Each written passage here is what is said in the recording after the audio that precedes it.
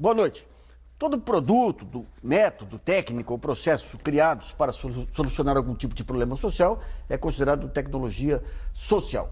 O Brasilianas.org vai debater nessa edição a posição do Brasil como fornecedor de tecnologias de bem-estar social para o mundo.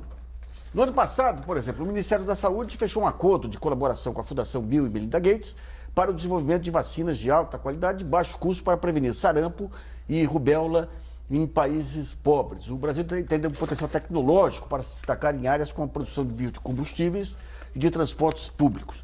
Para debater esse tema, contamos com a participação do secretário de Ciência, Tecnologia e Insumos Estratégicos do Ministério da Saúde, Carlos Gadelha, do diretor de negócios de etanol celulósico do Centro de Tecnologia Canavieira, CTC, o Robson Freitas, do ex-secretário de Transportes da cidade de São Paulo, Lúcio Gregori, e em Brasília, do diretor de Planejamento e Gestão da Associação Brasileira de Pesquisa e Inovação Industrial, Embrapi, o José Luiz Godo. Também contamos com a colaboração do jornalista Dimas Sold, que irá selecionar as perguntas enviadas pelos nossos internautas por meio do portal Brasilianas.org. Nesse primeiro bloco, eu queria que a gente discutisse um ponto aí. Quer dizer, o Brasil, historicamente, quando se pega as políticas econômicas brasileiras, tem um movimento pendular. Num certo período, são aquelas políticas ortodoxas, mercadistas, que acumulam recursos do mercado financeiro. Em outros períodos, eram políticas industriais, de fechamento das fronteiras e tudo, como foi no período militar, com reserva de mercado e tudo, que acumulava recursos nas indústrias para tentar ampliar a industrialização. Ambos os modelos, eles eram fundamentalmente em cima da compressão de salários. Então, o salário era uma variável dependente aí. Hoje, com o avanço da democracia social, com a inclusão e com o estágio que o país alcançou, não dá mais para se montar políticas industriais do velho modelo. E, por outro lado, as demandas dos cidadãos ampliaram-se significativamente. O ano passado, as manifestações de junho foram um sinal eloquente, querendo melhoria de serviços públicos. Então, a discussão que nós vamos tentar conduzir hoje aqui é o seguinte: como que é possível você criar, a partir das demandas do cidadão, políticas públicas, industriais, e a partir dessas políticas você criar uma competência para o Brasil poder se transformar num exportador de tecnologias de bem-estar. Eu queria começar com o Carlos Gadelha, que é do Ministério da Saúde, que outro dia eu escrevi aí, que para mim foi o melhor modelo de política industrial até agora, que foi o PDP, né? Programa de Desenvolvimento Produtivo. Eu queria que você contasse os princípios fundamentais do PDP e como que dá para ampliá-lo para outras áreas ligadas ao bem-estar do cidadão. Nassif, primeiro, uma honra estar aqui no seu programa e queria destacar que você partiu realmente do ponto que a gente mais procura, no fundo, é fazer uma política do século XXI que não dissocie o desenvolvimento econômico do desenvolvimento social. No fundo, ou seja, não pode ter uma dinâmica social, por exemplo, com a incorporação de 40 milhões de pessoas no mercado brasileiro, com o aumento da expectativa de vida, que já está em 75 anos e vai para 81 anos nas próximas décadas, com o aumento da população idosa, que vai quadruplicar. Nós vamos sair de 15 milhões de pessoas com mais de 65 anos, para 2060, 60 milhões com mais de 60 anos, de 65 anos, ou seja, de mais de 80, aumenta 6 vezes, vai de 3 milhões para 19 milhões de pessoas. Isto é uma demanda social imensa, é uma dinâmica social imensa, e a gente tem que resgatar os velhos, mas aqueles que eram bons desenvolvimentistas, como o Celso Furtado, que não separavam o econômico do social. Nem do cultural, nem do cultural. Ele morreu dizendo: nós não estamos num país desenvolvido porque não podemos estar num país desenvolvido ainda com a população precisando sair da pobreza. Né? Então, nós estamos, no fundo, procurando dialogar com essa perspectiva que a dinâmica econômica com a social caminham juntos. O Programa de Desenvolvimento Produtivo é isso. É a demanda da política social de saúde, para que a gente garanta o acesso a produtos para câncer, o acesso às vacinas, o acesso aos medicamentos para AIDS, o acesso aos equipamentos para as doenças do coração. Eles pautem a política industrial e tecnológica e não se dissociem. Não podemos ter uma política de competitividade para um lado e, do outro lado, uma política social. A gente costuma dizer, né, com um grupo de pessoas que acreditam nessa perspectiva, se a gente avança na política social sem ter uma base produtiva, a política social vai ter uma base, vai estar assentada sobre um pilar frágil. Tá. Então, acho que a política de desenvolvimento produtivo é justamente usar o poder de compra, do SUS, num país que optou na sua Constituição que a saúde seja um direito, para formatar e orientar uma política de desenvolvimento produtivo e tecnológico. Se for pegar, a Índia ela criou a indústria de genéricos lá, mas parece que o modelo brasileiro, na Índia é o mercado que conduzia, digamos, a política industrial, que parece que vocês optaram pela identificação inicial das necessidades básicas da população, é isso?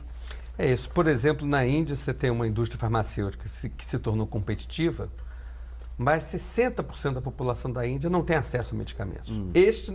Para mim, isto não é um modelo de desenvolvimento, e sim um modelo de competitividade apenas.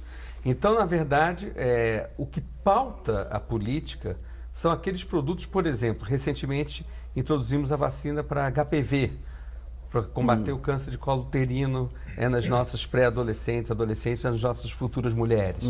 Né? Isto pautou uma agenda tecnológica de 10 anos de cooperação para articulação tecnológica, e permitiu a gente dar o horizonte do mercado. O maior risco da inovação é o horizonte de mercado. Isso. A dar o horizonte do mercado, o preço caiu 10 vezes. No mercado privado, a dose da vacina é R$300 e a gente incorpora R$30. E nesse caso a tecnologia foi própria, desenvolvimento próprio aqui ou de parcerias?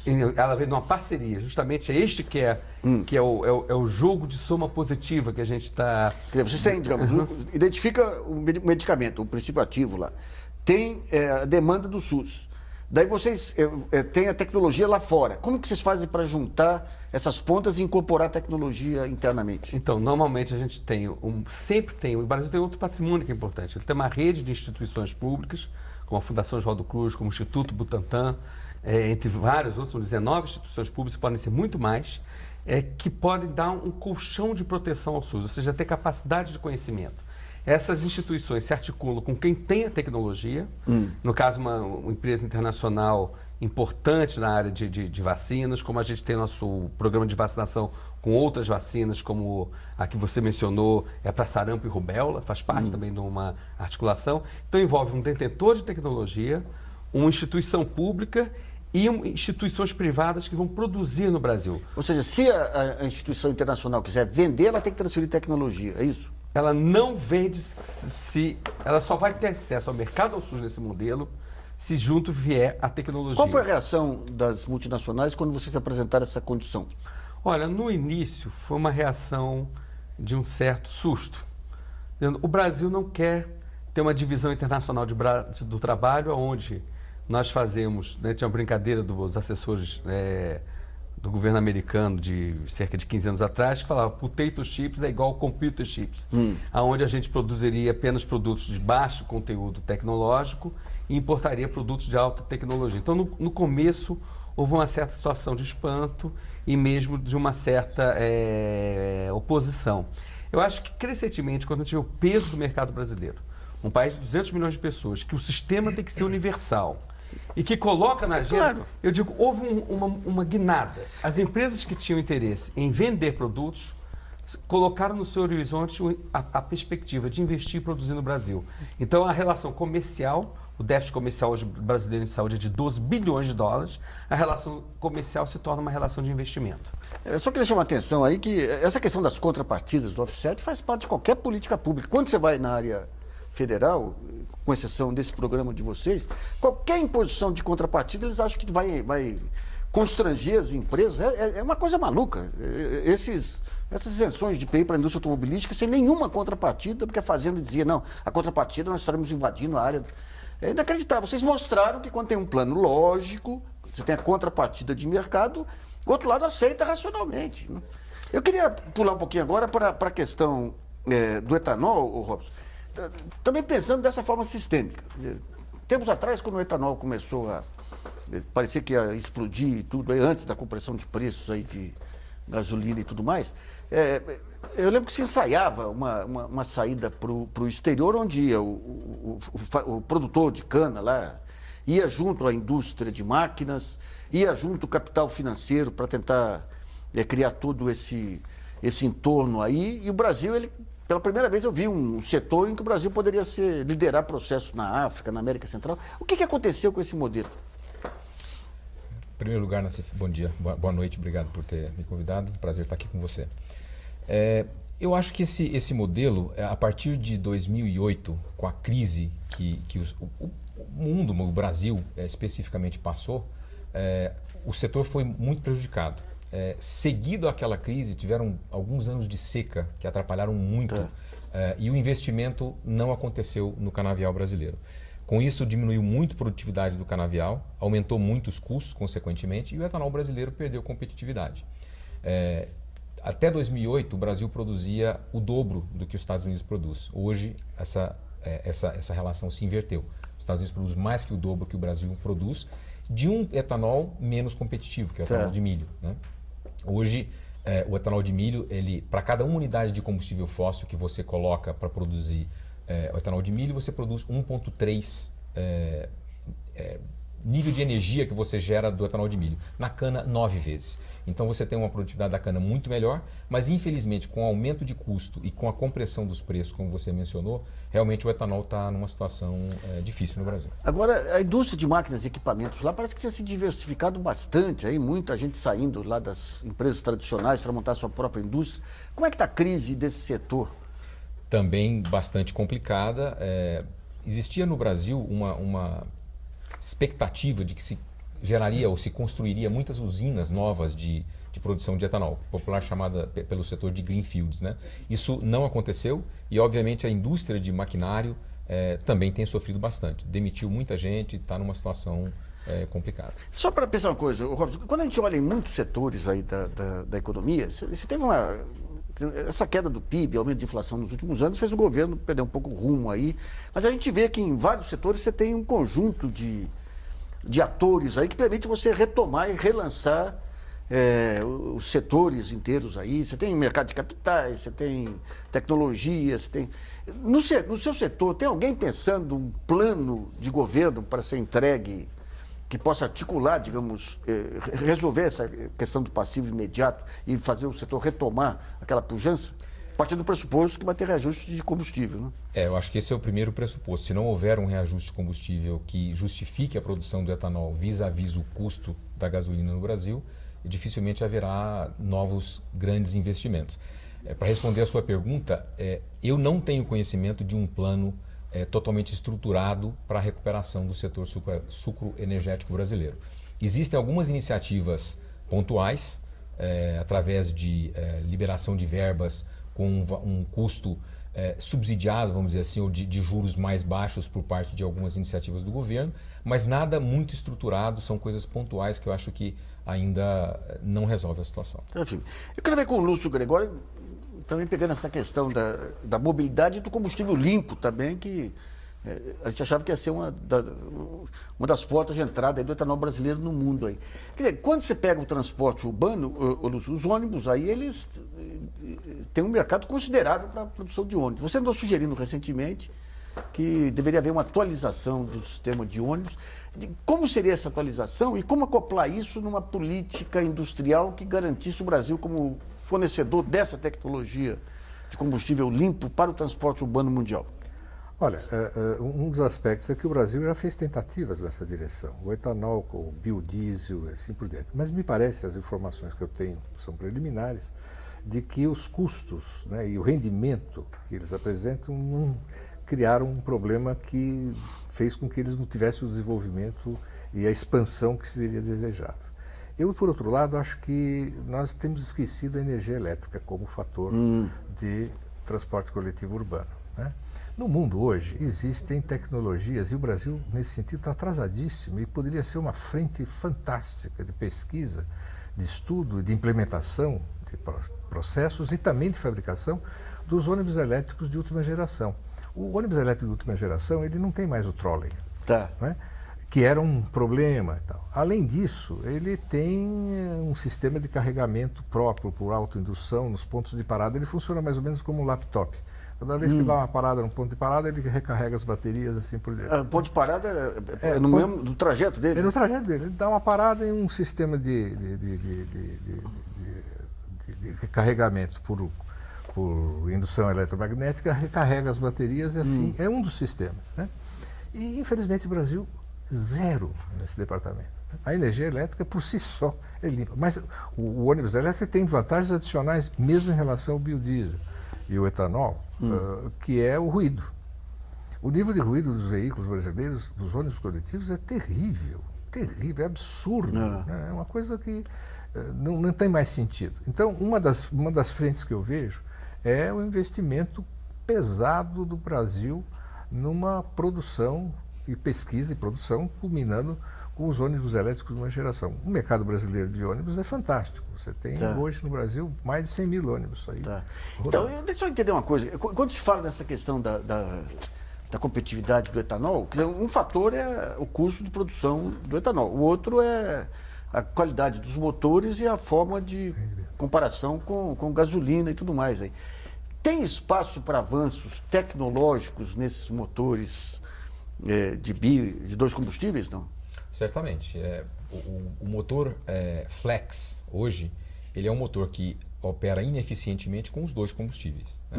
Então, ele é ineficiente com os dois? Ele é ineficiente com os dois. Então se você tem equilibrado aí. Se você tem um mesmo carro que somente saiu de fábrica somente com combustível gasolina, na verdade não existe combustível somente gasolina no Brasil, né? Hoje 20 a 25% sempre tem álcool. Mas vamos falar, um carro a gasolina no Brasil, ele tem uma certa quilometragem por litro. Se você tem o mesmo carro, mas ele é flex, ele vai ter aí 20 a 30%, um rendimento 20 a 30% menor. Então certamente tem espaço, bastante espaço. É que o Brasil já tem alguns anos, ou para não dizer algumas décadas, que não faz maiores desenvolvimentos no carro flex. Parou, né? Então eu queria ver com o José Luiz Gordo, que é diretor de Planejamento e Gestão da Associação Brasileira de Pesquisa e Inovação Industrial, Embrap, que é incumbida aí de identificar problemas tecnológicos aí da indústria e fazer o meio campo com a universidade para esse desenvolvimento. Gordo, em relação a essa questão dos motores e da indústria automobilística, vocês aumentar a competitividade do etanol ou até do carro elétrico, tudo, vocês têm algum trabalho nessa linha? Já identificaram institutos que já estejam trabalhando, ou têm o potencial para trabalhar essa tecnologia, não? Olha, Nassif, boa noite. Obrigado pelo convite aqui para poder falar da Embrap. A Embrap é uma instituição muito recente, né? Começou agora, na verdade, ela começou no final do ano passado e está começando agora, nós estamos terminando nosso primeiro edital para isso, né? Nós fizemos um roadmap por todo o país, em várias instituições, tentando diagnosticar o que existia no país de potencialidade para atender a demanda da indústria, né? Então, nós somos em universidades, institutos de pesquisa, tanto privados quanto públicos, sem fins lucrativos, tentando exatamente mapear o que existe no país, né? E nessa área de manufatura, de máquinas, tem muita coisa sendo feita no país, muita coisa de alta qualidade nos institutos de pesquisa, né? A Embrap iniciou inicialmente com um projeto piloto, foi uma ideia bem interessante. Nós começamos testando com 3 instituições, lá no final de 2011, começo de 2012, com 3 instituições para ver se o modelo dava certo, esse modelo de tentar aproximar as universidades e institutos de pesquisa da indústria, né? E uma dessas instituições era o Senai Cimatec na Bahia, que trabalha nessa área de manufatura e tem feito projetos muito legais junto com a indústria mobilística lá na Bahia e no resto do país, né? Então, tem muita potencialidade, muita coisa acontecendo, né, nessa área, e nós estamos terminando o nosso edital e temos verificado que vai vir bastante coisa interessante aí nessa área para ajudar a nossa indústria nessa área. Vocês chegaram a fazer algum mapeamento dessas indústrias de bem-estar, de saúde e outras políticas? Ou chegaram a definir o que seriam os setores em que o Brasil deveria apostar em termos de política industrial? Nesse primeiro momento, o que a nossa estratégia dentro da Embrap foi tentar potencializar aquelas instituições que já estão trabalhando com a indústria, onde o setor industrial já tem potencial, né? Esse foi o nosso primeiro edital. Então, nós fizemos um edital que um dos nossos critérios era instituições que já trabalhavam com a indústria, que já tinham um histórico de trabalhar com a indústria, que sabiam como ajudar a indústria a evoluir, a ganhar competitividade e potencializar essas primeiras instituições, né? Então, tem tantas instituições que são da área da saúde, instituições que são da área de biotech, de biocombustíveis, que estão concorrendo nesse processo, nesse momento, né? Nós já estamos fechando nosso edital, mas nossa estratégia inicial é essa, é pegar quem já sabe trabalhar com a indústria, ajudando na competitividade da indústria. Esse é um momento importante para o país, né? Que introduziu uma série de pessoas na classe média, que deu poder de compra e estão querendo consumir, né? E a nossa indústria precisa de competitividade, então nós pegamos aqueles que já podem auxiliar rapidamente a indústria e potencializar eles nesse primeiro edital. Numa segunda etapa, nós vamos fazer esse caminho de tentar induzir algumas instituições nesse caminho que é importante com esses ganhos sociais que ocorreram nos últimos anos, nos últimos 10 anos dentro do país, que é fundamental que a gente tenha uma política para isso. Vamos a uma pergunta selecionada pelo jornalista Dimas Souti. Lembrando que você ainda pode encaminhar sua pergunta pelo portal www.brasilianas.org. Dimas. Bom, a Karina Cândido, de Campinas, São Paulo, ela diz que as empresas brasileiras são vistas como pouco inovadoras. Isso é verdade? A primeira pergunta. A segunda é como incentivar o grau de invenção, principalmente dos universitários. Bom, pergunta vai para o Gadelha. Essa parte médica, por exemplo. Você tem aqui os produtos naturais também, você tem umas vantagens competitivas em algumas áreas. A biodiversidade, hoje, ela tem o tratamento de pesquisa adequado na universidade? Nassif, eu acho que a gente tem um contexto que a gente está, talvez, em cima de uma oportunidade de ouro para poder aproveitar. Só para dar um exemplo, 35% da pesquisa brasileira está no campo da saúde. Se eu pegar a área social, talvez 70% da pesquisa da saúde, nós não estamos falando aqui de detalhe. Nós estamos falando de um país que optou na sua Constituição por ter um estado de bem-estar e nós estamos falando talvez do núcleo do desenvolvimento do Brasil. Isso não é a política do enxuga-gelo, que você tem um padrão tecnológico competitivo e depois faz políticas para arrumar o que foi prejudicado. Então, esse campo da biodiversidade, que eu acho que precisa ganhar musculatura. A gente já tem uma rede nacional, tem um programa nacional de fitoterápicos, mas tudo isso precisa ganhar musculatura e, ao mesmo tempo, a gente transformar essa base científica. O Brasil foi é o quarto país do mundo que mais cresceu a produção científica se eu comparar os últimos 4 anos com os outros 4 anos. Ou seja, a gente está em quarto lugar na taxa de crescimento. Entre os BRICS, é superado pela China. Quando você fala em produção científica, é o paper ou é pesquisa? A produção científica do paper indexado, né, em revistas internacionais. Então, é como se tivesse um quebra-cabeça que a gente tem que montar. A gente tem uma base industrial. O Brasil não é um país sem indústria. Ele tem uma base de pesquisa. Ele tem agências de fomento, como o BNDES, FINEP. E a gente tem que ter um novo modelo de governança que seja ousado, inovador, para que a gente possa juntar essas peças do quebra-cabeça. Também não adianta a gente só ter uma base científica.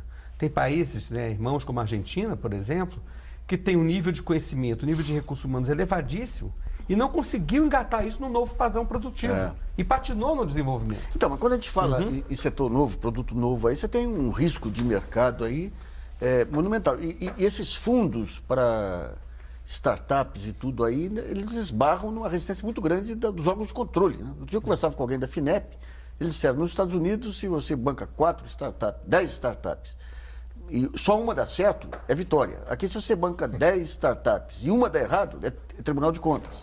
Isso aí vocês estão conseguindo romper com essa maldição lusitana, portuguesa, brasileira aí, não? Posso ter mencionado isso. Por exemplo, a gente hoje tem 104 parcerias para o desenvolvimento produtivo. 97 produtos. A biotecnologia, por exemplo, a gente fez no segundo semestre do ano passado. Entrar na fronteira da biotecnologia do mundo. O Brasil hoje já tem 19 produtos dos 97 das 104 parcerias, ou seja, 20% já adquiridos pelo SUS e consumidos pela população. Eu costumo brincar o seguinte, quem toma vacina pode dizer o seguinte, tem tecnologia com participação nacional dentro de si. É a vacina que tomou, né? 20% é taxa de sucesso elevadíssima. Elevadíssima. Então, eu acho que essa mudança de cultura, de que a gente tem que dar horizonte de mercado. Não adianta, se não tiver horizonte de mercado, não vai... Então, não há um DNA do empresário brasileiro anti-inovação. Não há uma maldição anti-inovadora brasileira. A gente tem que criar uma estrutura institucional corajosa. Não há país do mundo que se desenvolveu, que tenha o porte do mercado brasileiro, que não usou o seu próprio mercado para alavancar a inovação. É isso. E os Estados Unidos foi assim, Japão foi assim, Coreia foi assim. Se a gente for pensar, então, dentro desse modelo, dentro do governo federal, você tem a saúde, que é um grande comprador, você tem a Petrobras, que, obviamente, com as demandas aí do pré-sal e tudo aí. O MEC, ele chega a ter uma massa crítica porque ele tem um fornecimento de cadeiras, mas ele tem uma parte também de tecnologia para inclusão. O MEC, ele daria para gerar uma política, um PDP aí para a área de educação, não? Olha, eu acho que o modelo que a gente está avançando, inclusive um modelo que tem por exemplo, no Viver Sem Limites, né? De um lado, uma política social da maior importância. O que é o Viver Sem Limites? É justamente você tecnologias para quem tem dificuldade de locomoção, ou seja, uma tecnologia típica social. Ao mesmo tempo, isso é alta tecnologia, eu digo, é conhecimento na veia. Claro. Sim, é conhecimento na veia. É você conseguir fazer alguém que não consegue andar, ele voltar a ter condições de andar, ter condições, por exemplo, de monitoramento à distância. É do idoso que tem dificuldade. E ele não precisa estar no hospital, ele pode estar dentro da casa dele e ter sensores e forma de acionar se ele está precisando algo desse sentido. Isso tudo envolve uma articulação, e talvez seja o mais interessante no campo da saúde, que eu uso como exemplo de modelo de desenvolvimento, e não apenas como uma autorreferência à saúde, né? É de articulação institucional. Ou eu coloco junto recurso humano, crédito, mercado, infraestrutura tecnológica e regulação, ou eu não consigo fazer a diferença. É isso. Então, eu acho que é um pouco um modelo que a gente pode pensar na sua ampliação para a área social. Bom, vamos para o primeiro intervalo em brasilianas.org, volta logo.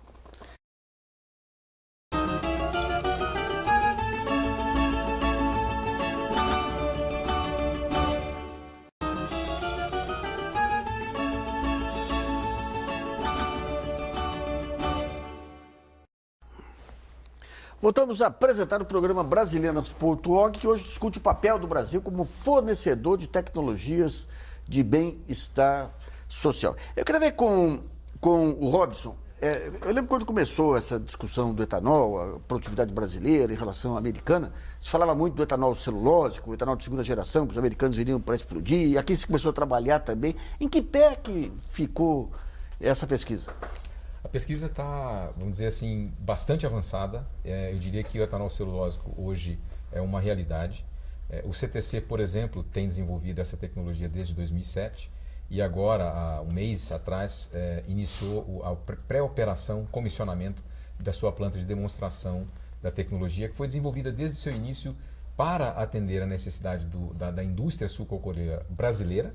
É totalmente integrada às usinas de primeira geração existentes. É um piloto ou já está em... É uma planta de demonstração que pretende demonstrar a tecnologia para lançar uma planta comercial até 2016, 2017. Tá. E tendo essa tecnologia, como é que vocês fazem para expandir essa tecnologia para o mercado? Na realidade, a indústria, uma planta de etanol celulósico, ela vai ser anexada diretamente numa usina de primeira geração hoje existente no Brasil. Só para ficar claro para o telespectador, quer dizer, essa planta é especificamente para a palha da cana. Explica a primeira e segunda geração. Só um comentário básico em respeito do etanol celulósico. Ele é feito da parte não comestível da planta. Então você primeiro sai daquela discussão de comida versus combustível. Entendi. Que foi muito quente aí no passado, principalmente nos Estados Unidos. Você pega o bagaço ou a palha da cana e através da extração de açúcares presentes na fibra desse material agrícola, você fermenta e faz etanol. E a gente ouvia falar que a capacidade aí energética era um terço um terço, quer dizer, a palha, o bagaço e... Correto. É isso mesmo? É isso mesmo, em torno de um terço cada um. E hoje a gente tem usado muito pouco do potencial da cana. Com o etanol celulósico, é possível hoje aumentar até 50% a produtividade do canavial brasileiro sem plantar mais um pé de cana. Agora, se for pensar em termos de mercado externo, essa ideia do Brasil ser um fornecedor de tecnologias limpas aí de bem-estar, tem alguma ação articulada que... Porque antes de 2008 essa questão ambiental pegou fogo aí, era o grande carro-chefe para o Brasil entrar mundo afora. A crise derrubou um pouquinho essa questão ambiental. Como é que está hoje o mercado internacional e o interesse internacional em relação às energias limpas? Continua forte. Os Estados Unidos têm um programa que está sendo revisado agora pelo governo americano, mas assim mesmo ele tá claro que a produção americana não consegue atender essa demanda que eles têm estipulado para eles mesmos. E o Brasil é hoje o único país que consegue atender a demanda americana. O etanol celulósico, desculpa, o etanol de cana brasileira de primeira geração já é considerado pela EPA, que é vamos dizer, a ANP americana, como um etanol avançado. Então, o nosso etanol de primeira geração já atende uma demanda que o americano Quer dizer, tem. o Brasil tem tecnologia, tem terra, o que precisaria seria recuperar a produtividade da lavoura e recuperar o fôlego financeiro do setor. Exatamente. Essa questão da produtividade da lavoura, o CTC tem trabalhado fortemente em novas variedades mais produtivas, mais direcionadas a determinados tipos de terra, de ambiente produtivo, e precisa-se agora de uma política governamental que possa suportar esse setor. Eu queria ver o Gordon lá em Brasília. Gordon, essa questão do Ministério da Educação como poder de compra do Ministério e o tipo de produto que ele demanda, daria para definir, para entrar em áreas de tecnologia mais avançada? Olha, Nassif, eu acho que o Ministério da Educação, a gente fez esse mapa, viajou várias instituições no país para conhecer o que estava acontecendo de pesquisa. A gente viu muito, além da área da saúde, muita coisa acontecendo demandada pelo Ministério da Educação no país. Muita coisa para essa área de tecnologia da informação, com projetores interativos, software, formas de tentar distribuir internet nas escolas, muita coisa acontecendo, sendo demandada nesses laboratórios e gerando atividades de inovação muito grandes, muito importantes no país e gerando diferenciação. Eu acho que o MEC hoje, com o FNDCT, tem uma capacidade de gasto muito grande, que pode gerar uma série de demandas para nossas escolas que precisam dessas escolas do futuro, que necessitam de interatividade, de uma aula mais dinâmica, que o professor possa extrair o aluno de uma forma diferente do que simplesmente o giz na lousa. Então, muita coisa tem acontecido, tem sido desenvolvida nesses laboratórios para ajudar o país e a educação. Um dia saiu uma matéria sobre um sistema que projetava o teclado na parede, você conseguia teclar conversando com o prefeito Haddad aqui, ele disse que isso foi desenvolvido também no âmbito do MEC. Isso foi desenvolvido no âmbito do MEC, foi uma parceria com uma universidade federal para desenvolver esse projeto. É muito interessante porque ele deixa a aula mais dinâmica, você pode conectar o computador por Wi-Fi nele, você projeta a aula, projeta vídeos, você pode transportar ele facilmente. Ele está sendo distribuído em várias escolas no país, ou seja, foi o poder de compra, de demanda do Estado que induziu esse desenvolvimento e que hoje está na maioria das escolas no país. O modelo do MEC é sempre identificar uma necessidade, identificar uma pesquisa e fazer uma parceria com uma universidade ou um instituto. É esse o modelo? E a produção em massa, como é que fica? Oi? A produção em massa, digamos. Então, eles desenvolvem o produto com a universidade, com o instituto de pesquisa e depois abrem uma licitação pelo meio do FNDCT para ver quem consegue produzir isso em massa. E tem tido resultados bem interessantes. Muitas coisas têm acontecido no âmbito do MEC nisso. Talvez não tão desenvolvida como acontece na saúde, mas existe um espaço para isso crescer lá. Eu acho que dentro do MEC eles têm estudado isso. Joia. Eles tudo, né? Desde instrumentos musicais até computador. É a sua área que está um brejo, hein, Michel? Eu estou com uma inveja aqui da educação, da saúde, do etanol. E a mobilidade urbana, francamente, e olha, com a alavancada que teve em junho de 2013, que botou esse assunto aí na pauta, né? Eu vejo praticamente muito pouca coisa. Soube agora que existe um programa, parece que o Ministério da Cidade vai iniciar, o Inovar Alto, que vai vincular eventualmente, isso é uma questão a verificar mais detalhadamente, essa questão de incentivo de impostos, isenção, etc., a programas de inovação tecnológica nos automóveis. Quer dizer, isso já acho um passo, mas ainda pensado em termos do deslocamento individual, é curioso isso. Quando eu penso no transporte coletivo, eu acho que a pobreza é generalizada e eu realmente é uma inveja. Eu estava pensando, por exemplo, no ônibus elétrico, só para complementar, não sei, agora entra aqui um pouco de, talvez, wishful thinking, não sei, mas, por exemplo, um país que tem sol, como o Brasil tem, quem sabe uma pesquisa para saber se você não pode recarregar as baterias por sol, por energia solar? Quer dizer, você poderia fazer aí Dá para esquentar água, só né? acho que... Sei lá, né? Então, eu acho que no transporte coletivo urbano, uma das pontos que talvez eu gostaria de chamar a atenção é que ele não é um direito social, como o artigo 6º é a saúde, como é a educação. E isso talvez seja um elemento chave para destravar esse atraso numa questão fundamental, porque eu só vou para a escola e só chego no hospital andando de transporte coletivo, o problema de alguma mobilidade. E, no entanto, não existe já um avanço, isso é importante dizer. Está na pauta do Congresso Nacional, já foi aprovado na Câmara Federal e está no Senado Federal, PEC 74, que institui o transporte como direito social, no artigo 6º. Isso é uma alavanca poderosa. Está na mão do senador Renan. Já tem todos os pareceres favoráveis do senador, ou seja, se o presidente do Senado puser em votação, pode ser que daqui a um mês o transporte seja um direito social. E isso começa, é uma avenida, né? Maravilha. Deixa eu só explorar um pouquinho o Gordo aqui. O Gordo aí é só para mim, informação pessoal, para os trabalhos nossos aí. Dentro do MEC, qual que é a secretaria que cuida dessa parte de inovação e tecnologia? Hoje, uma parte disso fica dentro do FNDE, né? E uma parte fica dentro da Secretaria de Desenvolvimento Tecnológico, que estão ligados aos institutos federais. Então, essas duas. Mas as demandas podem sair de todas as áreas. Essa parte de deficiência vai da Secretaria de Inclusão Social. Então, todas elas vão demandando para o FNDE, que vai atrás de soluções.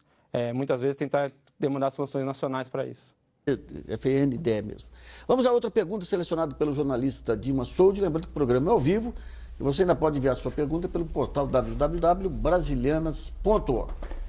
Pergunta do Marcos Malaquias, de Santa Catarina, voltada ao Carlos. Ele quer saber como que o Ministério da Saúde se encontra no desenvolvimento e no incentivo de vacinas e medicamentos de doenças tropicais. Isso é outra coisa importante, né? O Brasil ele passou por o que a gente chama de uma transição epidemiológica. As doenças crônicas, elas são doenças do coração, câncer, que adquirem um peso muito grande, mas ao mesmo tempo esse modelo de indução e diálogo com o setor produtivo permite que a gente coloque como um critério de apoio aos projetos que ele também tenha produto para doenças negligenciadas. Então, por exemplo, em algum momento o mundo parou de produzir medicamento para a doença de Chagas. A gente usou esse modelo e induziu. O Brasil era o único produtor de benzonidazol, um medicamento para a doença de Chagas. As vacinas, isso que você mencionou, a relação com a Fundação Gates, que mudou completamente. Aliás, é um marco, né, essa mudança. Antes, a Fundação Gates colocava, né, os BRICS como futuros e potenciais doadores. Falou, a discussão com a gente não tem que ser apenas a discussão do doador. Nós queremos participar da produção global. Ou seja, é usar esta filosofia social para poder desdobrar para a África, para a América do Sul. Daí eu queria ver um ponto aí. Quando você pega o acordo TRIPS, aí a OMC, rodada de Tóquio, tudo mais aí, rodada do Uruguai e tudo mais, ele permite que um país, quando tem uma doença, um caso grave, ele licencie, e não chega a um acordo com o fabricante, ele licencie compulsoriamente remédios, vacinas e tudo. E se o país não tem condição de produzir, como é o caso dos países da África, ele pode licenciar e contratar alguém fora para produzir. O Brasil, de alguma maneira, ele está pensando essa possibilidade para montar uma política de exportação de medicamentos para essas grandes doenças da pobreza, não? A gente hoje tem uma rede nacional de doenças negligenciadas. Foi lançado, inclusive, um edital de 20 milhões, precisa mais, mas é um recurso que foi expressivo para essas doenças. Tem esse tipo de ação, como eu citei, com a Fundação Gates. E a ideia é que a gente parte, primeiro, de uma situação que, ao envolver o setor produtivo, a gente tem uma relação mais cooperativa, mas não pode perder de vista a visão de que os interesses da saúde pública são dominantes frente aos interesses econômicos. Então, eu digo, se a gente não conseguir estabelecer uma cooperação para poder atender a saúde global, a gente pode usar, isto é absolutamente dentro do acordo TRIPS, das flexibilidades. O que eu tenho de bom para dizer é que a gente caminhou do momento em que houve o processo de licenciamento compulsório do Efavirenz para o tratamento da AIDS, para um momento cooperativo, já que a gente colocou o acesso ao mercado nacional e mesmo o desdobramento para o mercado internacional como um jogo que está se discutindo no mundo todo.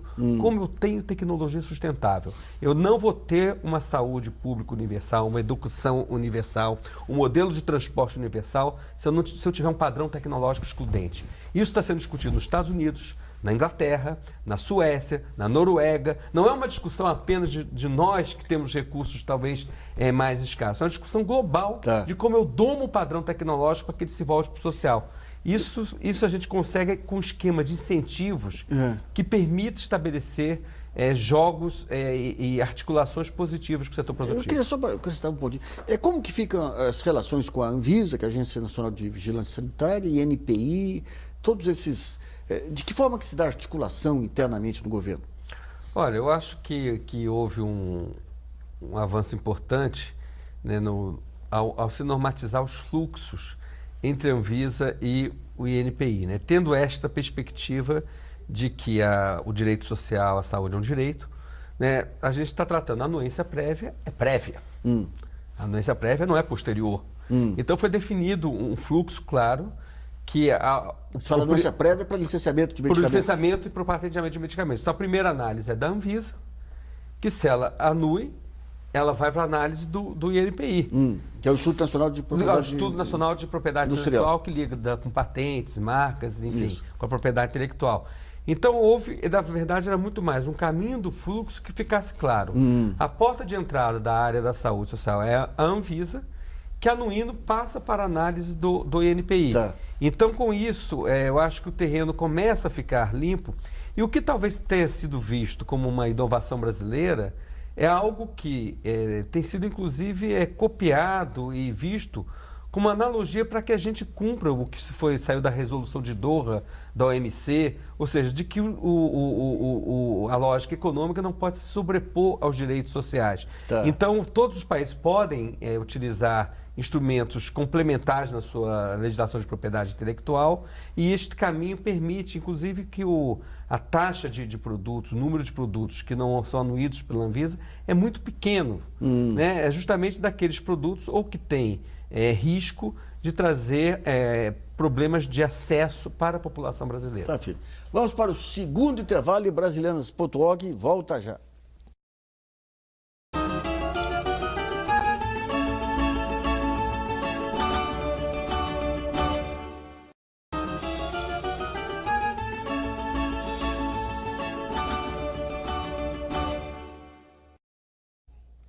Voltamos a apresentar o programa Brasilianas.org, que hoje discute o papel do Brasil como fornecedor de tecnologias de bem-estar social. Nessa última parte do programa, vamos falar de exemplos aí de tecnologias e processos inovadores que o país poderá exportar nos próximos anos, a partir, inclusive, do conteúdo que foi discutido aqui. O Gordon, através da Embrapa, eu sei que vocês estão começando agora a fazer esse mapeamento aí, mas o que dá para ver de tecnologia promissora que pode criar uma área de especialização para o Brasil? Olha, a Embrapa, exatamente para fazer essa junção entre a indústria e a academia, a gente vê muita coisa acontecendo na área educacional, muita coisa acontecendo na área da saúde, coisas interessantes. Tem muita coisa que está começando a ser feita nessa parte de infraestrutura. Algumas empresas estão começando a fazer alguma coisa com esses programas de investimento do governo, estão começando a procurar materiais mais modernos, materiais melhores para o clima e para as obras que estão sendo feitas dentro do país. Eu acho que esse estímulo de investimento que vem agora vai trazer algumas coisas. A gente já verificou nessa nossa visita muita coisa na área de infraestrutura começando a acontecer. Algumas coisas na área de tecnologia da informação começam a acontecer também, porque é importante para a mobilidade.